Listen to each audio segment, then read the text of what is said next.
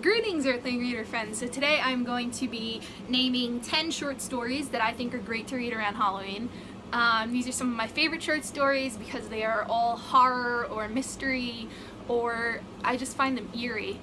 And I'm going to tell you a little bit about them and then describe them a little bit, but I can't tell you too much because they are short stories, so I don't want to give anything away.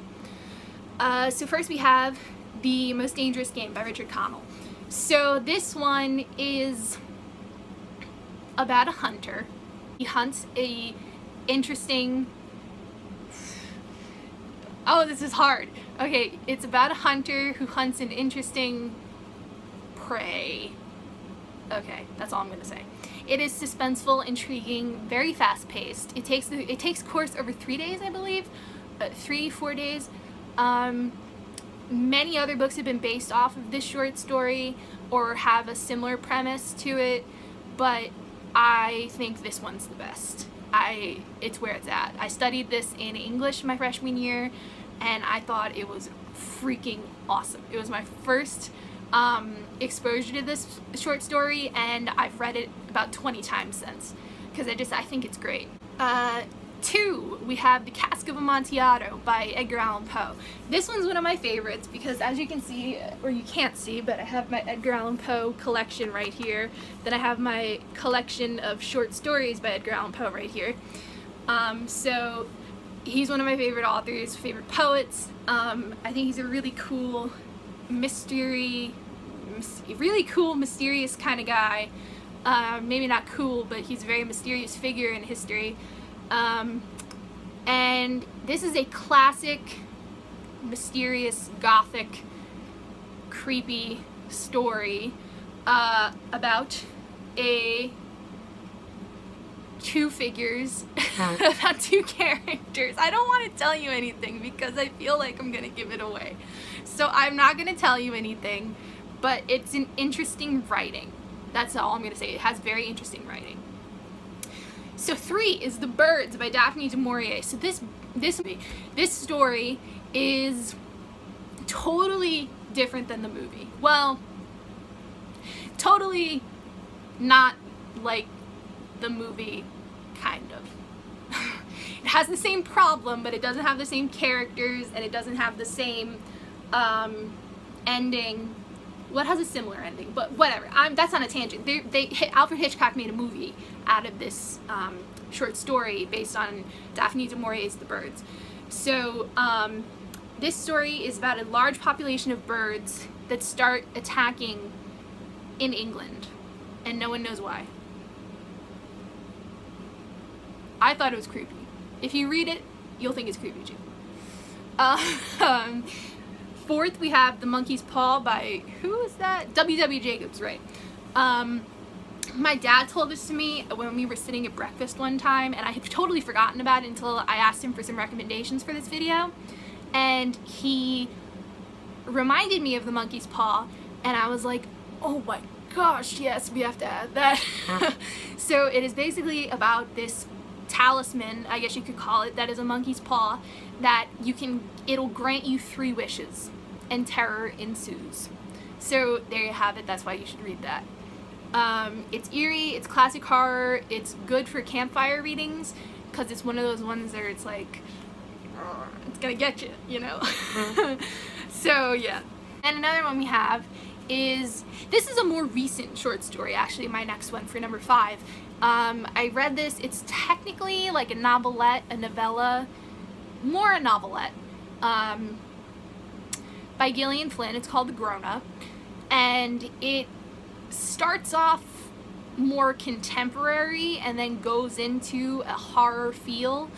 I thought it was really interesting and good, and I don't know if other people were gonna like it, but this one is definitely an adult read, just to let you know.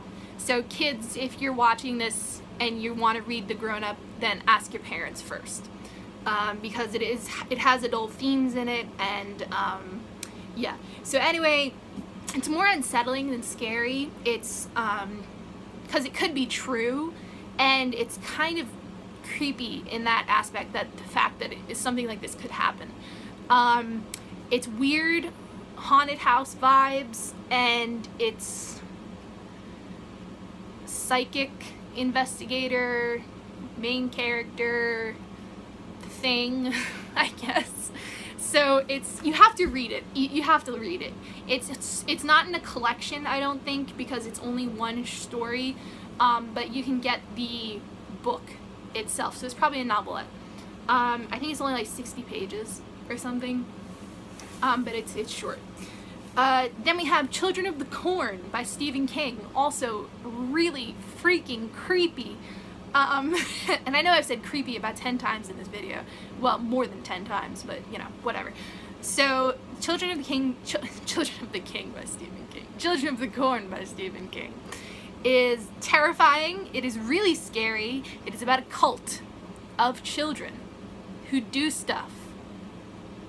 Yeah, that's scary. That's scary. That's such a bad, like, you know, description, but I don't want to give anything away. I don't want to spoil anything. It's a child cult that does something. Yeah, that's good. Whatever. Moving on.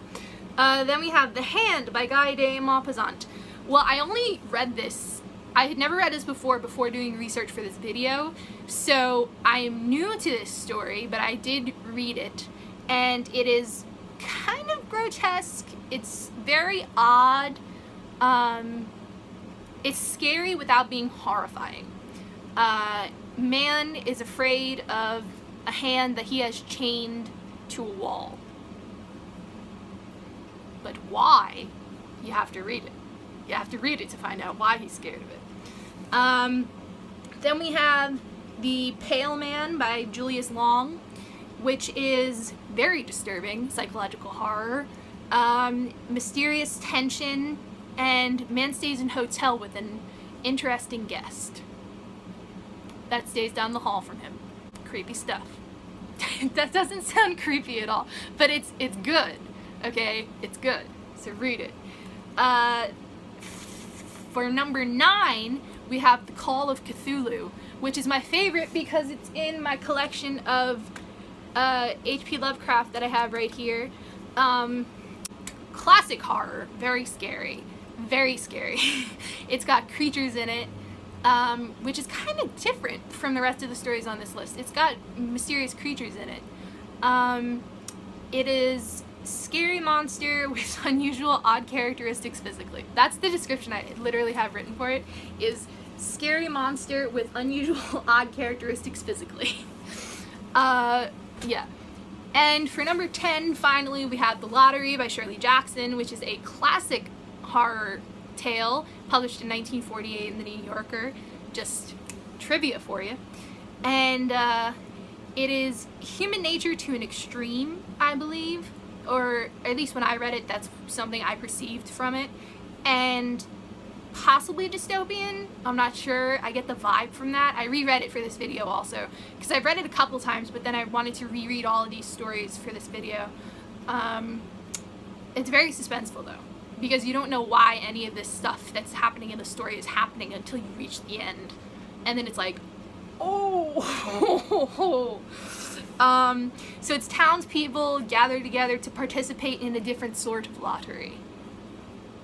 Yeah, creepy. So anyway, that was 10 short stories that you should read this Halloween. All of these are pretty much available online. I think all of them are available online. You could probably find them in PDF if you Google them in the author. Yeah, I think so. I didn't check before this video. I should have. If not, you can probably get it out of the library if you have access to that. If not, you could probably find it online. So that's it for this video, and continuing spooky season on Friday with a new review. So catch you later.